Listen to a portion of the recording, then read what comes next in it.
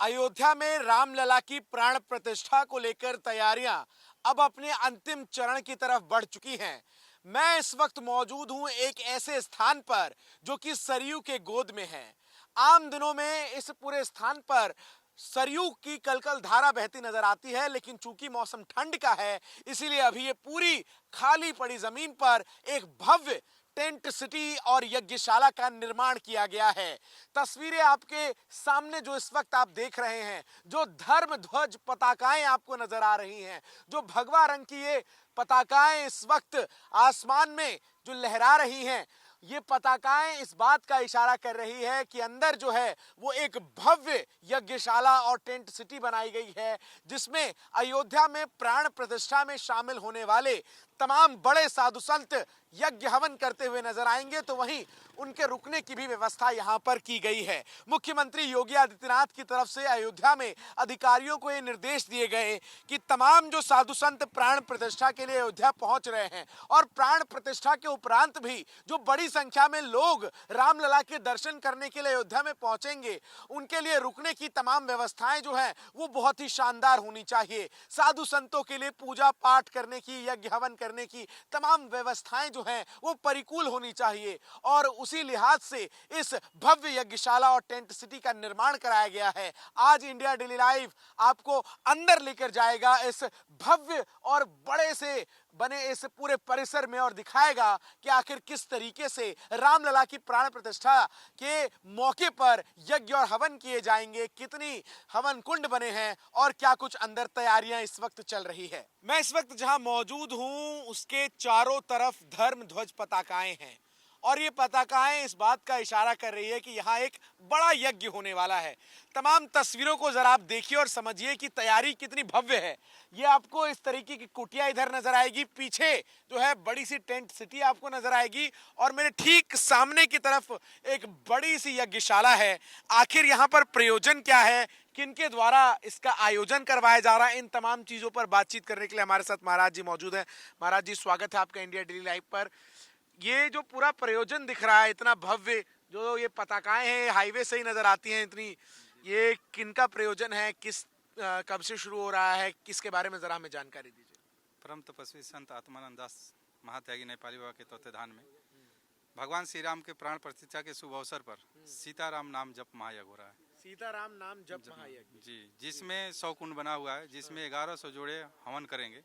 वाल्मीकि रामायण से हवन होगी, जिसमें 24,000 श्लोक है, और भगवान राम के लिए रामाय स्वाहा से हवन होगा, और 1008 शिवलिंग की स्थापना की गई है, जिसमें नर्मदेश्वर 1008 शिवलिंग आ रहा है नर्मदा खंड से, जबलपुर से जी। जिसमें स्थापित शिवलिंग आ रहे हैं 1008 जी, जिसमें स्थापित करके 9 दिवसीय अखंड सीताराम कीर्तन चलेगा। अच्छा। जिसमें सीताराम करने के लिए नेपाल से 21,000 नाम जापक आ रहे हैं। अच्छा। और यहाँ सब रहने खाने पीने के सब टेंट सिटी लगाई गई है, सारी लोगों की व्यवस्था की गई है। और भगवान एकड़ में ये है पूरा बना हुआ? ये करीब 50 एकड़ में है। 50 एकड़ में जी। अच्छा। और 50 एकड़ में सारी व्यवस्था की गई, और 1 लाख पर डे यहाँ भोजन की सारी व्यवस्था की जा रही है। जरा आप चलिए हमारे साथ और हमें दिखाइए आखिर किस तरीके से व्यवस्थाएं हैं।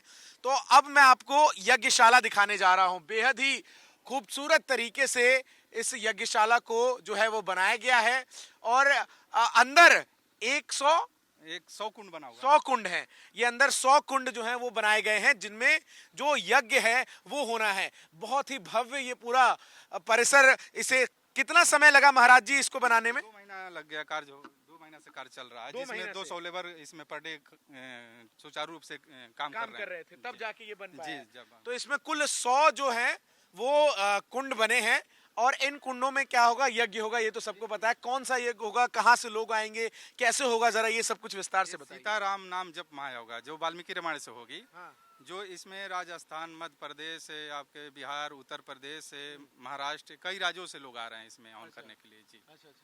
तो इसमें आहुति देंगे भगवान श्री राम को, जो प्राण प्रतिष्ठा होने जा रही है शुभ अवसर पर, उसी के अवसर पर यहाँ राम यज्ञ हो रहा है। देखिए इस तरीके के कुंड जो है वो बनाए गए। अच्छा, एक चीज मुझे बताइए महाराज जी, ये इसमें कुंड में इतना बड़ा इसमें अंदर जगह क्या क्या डलता है इसमें? विधि विधान से बनाया गया है। अच्छा, क्या है ये सत्य रज तम तीनों गुण का ये प्रतीक है। अच्छा, सत्य रज तम जी, ठीक है। ये सात्विक माने सत्वगुण, रजोगुण, तमोगुण का ये प्रतीक है जी। और ये जो है जोनी बना हुआ है। ये जोनी है? हाँ जी, जोनी है। जोनी मतलब ये जोनी बनाया जाता है, वेद से सब विहित है कार्यक्रम। ठीक है।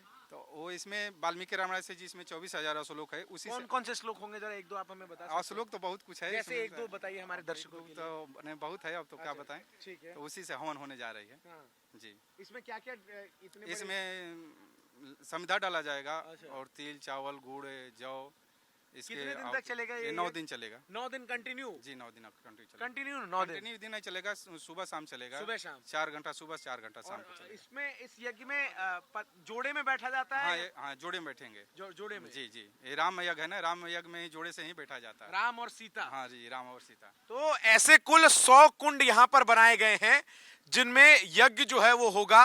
प्राण प्रतिष्ठा को लेकर किस तरीके से अयोध्या में जो अलग अलग साधु संत हैं वो अपने आस्था को प्रदर्शित कर रहे हैं, क्योंकि ये सदियों का इंतजार था और अब जब ये इंतजार पूरा हो रहा है तो अयोध्या राममय है। इसके कण कण में वो यज्ञ हवन अनुष्ठान होंगे जो आज से 1500 साल पहले राजा यशवर्धन के समय में हुआ करते थे, और कुछ उसी प्रकार के यज्ञ अनुष्ठान जो होंगे। कुल 100 कुंड जो हैं वो यहाँ पर बने हैं जिन्हें आप देख सकते हैं। महाराज जी, ये बीच में ये क्या है, जरा ये बताइए।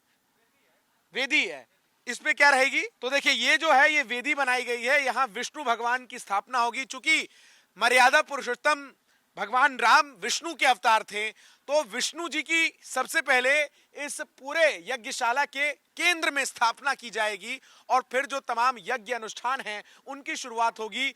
और जो ये हवन कुंड बनाए गए हैं वो तमाम वैधानिक चीजों को देखकर, तमाम जो रीति रिवाज हैं, जो परंपराएं उनको देखकर, जिसमें सत्य रज तम जो तीनों गुण होते हैं उनको देखकर बनाए गए हैं। और उसके बाद पूरी ये जो भव्य सी यज्ञशाला है जिसमें पति और पत्नी के साथ बैठकर जो यजमान हैं वो यज्ञ करेंगे, यानी राम और सीता, क्योंकि अयोध्या की ये परंपरा है कि वो सीता राम कहते हैं और उस परंपरा को प्रदर्शित इन तमाम यज्ञों में भी यहाँ पर किया जाएगा। ऊपर भी आप देख सकते हैं किस तरीके से इसे बेहद ही सुंदर डिजाइन यहाँ पर दिया गया है और ये पूरा ही परिसर जो है वो यहाँ पर बनकर अब तैयार है।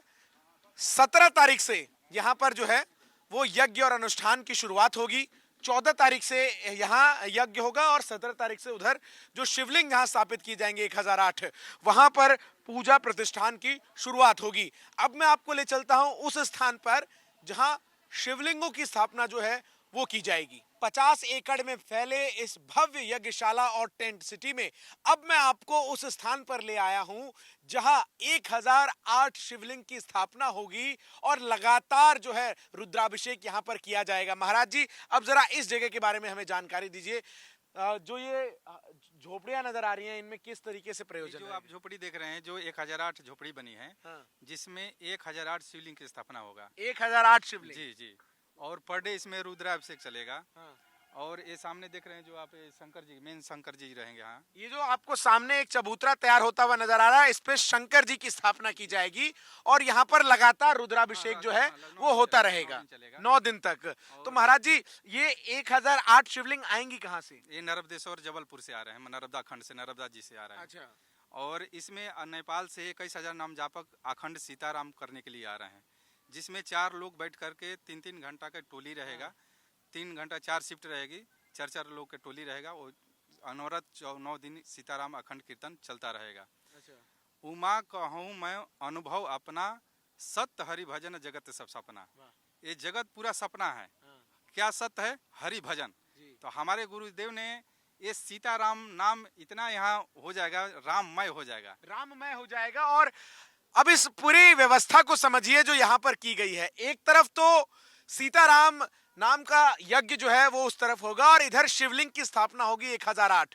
चूंकि राम जी जो हैं उनके आराध्य शंकर जी हैं और वो प्रसंग रामायण का तमाम लोगों ने सुना होगा कि जब रामेश्वरम के तट पर समुद्र पार करने के लिए वो समुद्र से प्रार्थना याचना कर रहे थे मर्यादा पुरुषोत्तम भगवान राम, तो उस दौरान वहां पर उन्होंने शिवलिंग की स्थापना करके जो है महादेव का आवाहन किया, पूजा अर्चना की। और कई दिनों तक पूजा यज्ञ हवन करने के बावजूद जब समुद्र देवता रास्ता देने को तैयार नहीं थे, तब राम जी ने कहा कि वो बाण और धनुष निकालकर इस समुद्र को सुखा देंगे। विनय न माने जलधि जड़, गए 3 दिन बीत, बोली राम सकोप तो भय भिन्न होए न प्रीत। तो ये जो प्रसंग है, अगर त्रुटि है तो इसके लिए मैं क्षमा चाहूंगा, लेकिन जो ये पूरा आप ये देख रहे हैं, जो यज्ञ के लिए यहाँ पर जो हट्स बने हुए हैं, इनमें 1008 शिवलिंग की स्थापना की जाएगी। अब एक दिलचस्प बात मैं आपको बताता हूँ।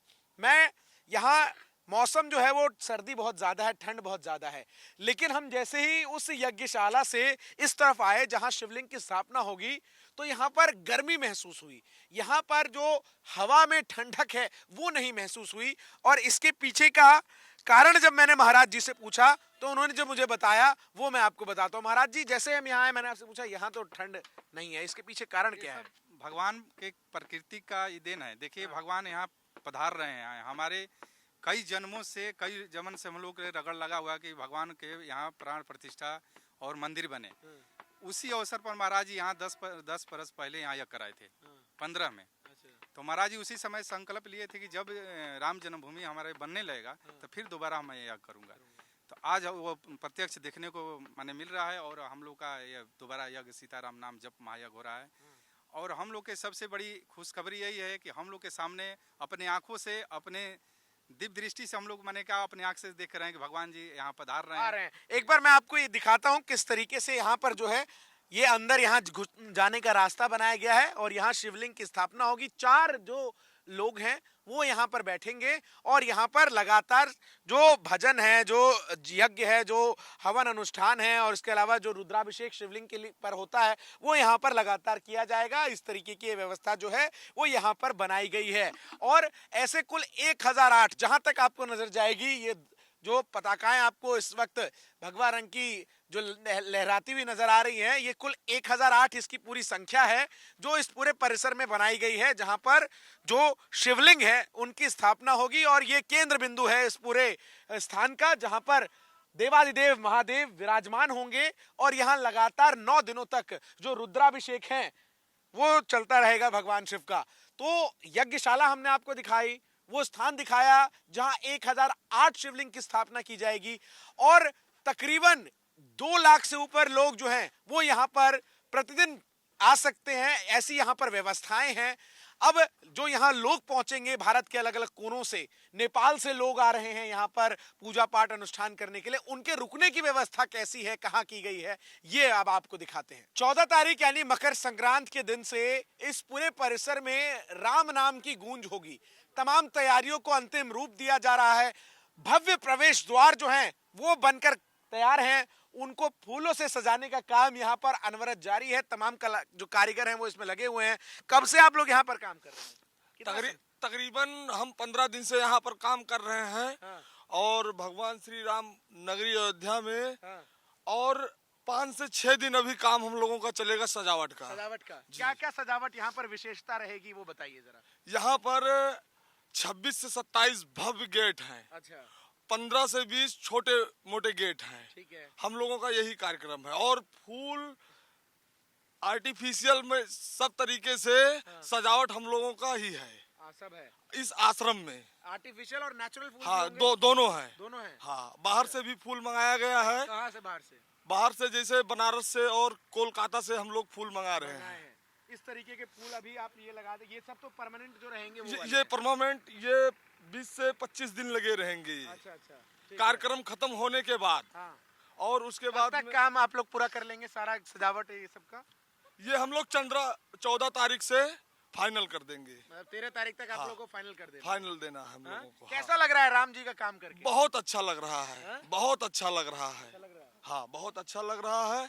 और हम लोगों का जो काम है, गेट है, सब कुछ बना रहे हैं, बहुत खुशी भी मिल रही है। बिल्कुल। तो देखिए, राम काज करके तमाम जो कारीगर हैं यहाँ उनको खुशी मिल रही है। अब आपको वो भव्य टेंट सिटी दिखाते हैं जो यहाँ पर बनी है, जहाँ पर तमाम जो लोग आएंगे उन्हें रुकने की व्यवस्था की गई है। तो यज्ञ कहाँ होगा ये हमने आपको दिखाया, शिवलिंग की स्थापना कहाँ होगी ये हमने आपको दिखाया, प्रवेश द्वार किस तरीके से तैयार किए जा रहे हैं, सजावट किस तरीके से होगी, ये तो अब हमने आपको दिखा दिया है। अब आपको दिखाते हैं वो स्थान जहां देश भर से विदेश से भी आए जो तमाम राम भक्त हैं वो ठहरेंगे और उनके ठहरने की व्यवस्था इस प्रकार के कॉटेजेस बनाए गए हैं उनमें किए गए हैं। और महाराज जी कितने लोग यहाँ पर ठहरने के इरादे से तकरीबन पहुंचेंगे? 50,000 लोगों की रहने की सारी सुविधा दी जाए। 50,000 लोगों के रहने की व्यवस्था है। हाँ, सारी रहने की व्यवस्था है। अच्छा। जिसमें 1008 वो बनी है, रेवटिया उधर बनी है, उसके बाद टेंट सिटी बनी है, फिर उसके बाद वो आप सामने देख रहे हैं वीआईपी बन रही है, प्लाई वाला बोर्ड बन रहा है, उसके बाद और वीआईपी बना है। मैंने यहाँ 1500 टेंट लगा हुआ है। टेंट 1500 जी जी, मतलब 50,000 लोगों को आप यहाँ रुकवा सकते हैं रात सकते भर हैं में। जी। उसके बाद में और रैन बसेरा भी बनवा रहे हैं, सब बन अच्छा, रहा है। यहाँ पर कुल एक मुझे लग रहा है 1-1.5 लाख से ऊपर लोग का तो जमावड़ा हाँ, जमाड़ा प्रतिदिन आना जाना रहेगा। एक बार अंदर से मैं दिखाता हूँ आपको किस तरीके की व्यवस्था जो है यहाँ पर की गई है। 14 तारीख से यहाँ पर लोगों का आने का काम जो है वो शुरू होगा, इसलिए तमाम तैयारी को अंतिम रूप दिया जा रहा है। इस प्रकार के जो पलंग है वो यहाँ पर लगाए गए हैं, तमाम साज सजावट अंदर रहेगी ही, अटैच वॉशरूम इसके साथ रहेगा जो इस प्रकार से अंदर जाकर जो है वो बनाए जाएंगे। तो ये तो व्यवस्था रहेगी तमाम लोगों के रुकने की। ऐसे कुल 1500 टेंट सिटी जो है वो यहाँ पर लगाए गए हैं और यहाँ पर लोगों के रुकने रहने की व्यवस्थाएं जो हैं वो नजर आएंगी आपको। मैं आपको जरा बाहर से दिखाता हूँ आखिर कितनी भव्य ये टेंट सिटी जो है वो नजर आती है। जहां तक आपकी नजर जाएगी दूर तक आपको बड़े बड़े जो पांडाल हैं, जो टेंट्स हैं वो लगे हुए नजर आएंगे और यहाँ पर लोगों के रुकने की रहने की व्यवस्थाएं जो हैं वो की गई हैं। ये पूरा जो परिसर अब आपको नजर आ रहा है यहाँ से ठीक पीछे तक का, बड़ी दूर तक का 50 एकड़ में ये फैला हुआ है। यहाँ पर रुकने की व्यवस्था है, बिल्कुल सरयू की गोद में इस पूरे यज्ञशाला को, इस टेंट सिटी को बनाया गया है। महज यहाँ से ये जो पूरा टेंट सिटी खत्म होता है उससे कुछ मीटर पीछे ही सरयू की कलकल धारा जो है वो बहती है। तो तमाम तैयारियां व्यवस्थाएं किस तरीके से हैं वो हमने आपको दिखाई अभी। अब आपको दिखाते हैं कि यहाँ पर जो तमाम लोग आएंगे उनके रहने की व्यवस्था तो है, लेकिन खाने पीने की व्यवस्था किस प्रकार से है, कैसे यहाँ पर जो भोजन है वो उपलब्ध कराया जाएगा। 50,000 लोगों के रुकने की व्यवस्था इस टेंट सिटी में है, तो वहीं 1 लाख से अधिक लोगों को प्रतिदिन भोजन यानी कि प्रसाद ग्रहण कराने की भी व्यवस्था इसी टेंट सिटी में, इसी यज्ञशाला परिसर में की जा रही है। कुल 10 सेक्टर्स जो हैं वो यहाँ पर बनाए गए हैं। हर सेक्टर के अपने अपनी भोजनालय है जो तमाम जगहों पर बने हुए हैं। महाराज जी खाने पीने की क्या व्यवस्था रहेगी, कितने यहाँ पर चीजें जो हैं वो उपलब्ध होंगी, मेन्यू क्या रहेगा, किस तरीके से, जरा इसकी जानकारी। मेन्यू रहेगा 200 हलवाई आ रहे हैं जो भोजन बनाने वाले हैं। ठीक है।